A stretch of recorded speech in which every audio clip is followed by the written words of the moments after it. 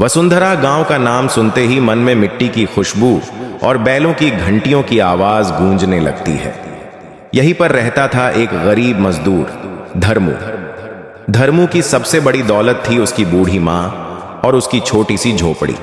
दिन भर दूसरों के खेतों में मजदूरी करना और शाम को मां को अधूरी रोटी खिलाकर खुद भूखे सो जाना, यही उसकी जिंदगी थी। गांव का सरपंच भैरों सिंह गांव वालों पर राज करता था। उसका नियम था, जिसके पास ताकत नहीं उसके पास अधिकार भी नहीं। धर्मू हमेशा उसका शिकार बनता। कभी मजदूरी का पैसा काट लेना, कभी उसकी झोपड़ी गिरवाने की धमकी देना, यही भैरों की आदत थी।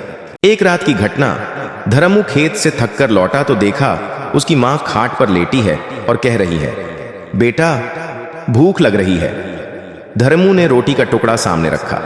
मां ने आधा टुकड़ा उसे देना चाहा, लेकिन धर्मू मुस्कुराकर बोला, मां तू खा ले, मुझे भूख नहीं है। पर उसकी आंखों में आंसू साफ दिख रहे थे। अगली सुबह भैरव सिंह अपने आदमी लेकर आया और बोला, धर्मू तेरी मजदूरी का पैसा कटेगा, क्योंकि तू कल देर से खेत पहुंचा था। धर्मू ने हाथ जोड़कर कहा, मालिक मां बीमार थी, लेकिन मैं हर हाल में काम करूंगा, बस पैसा मत काटना। भैरव ने हंसते हुए कहा, तेरे जैसे गरीबों की औकात ही क्या है, जमीन भी बेच दे तभी कर्ज उतरेगा। धर्मू की आंखें भर आईं। गांव वाले चुपचाप तमाशा देखते रहे।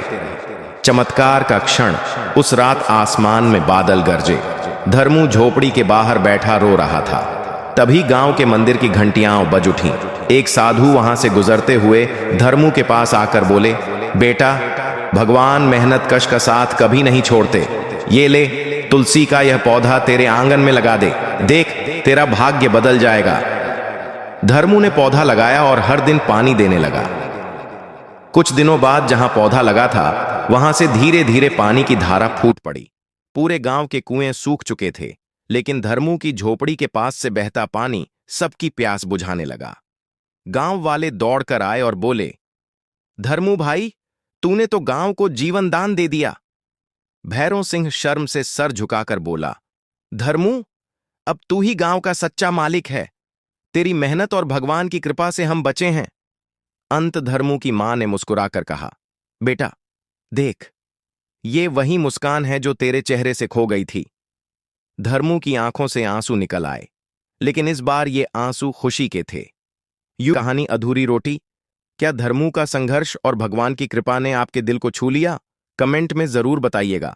मिलते हैं अगली नई कहानी में।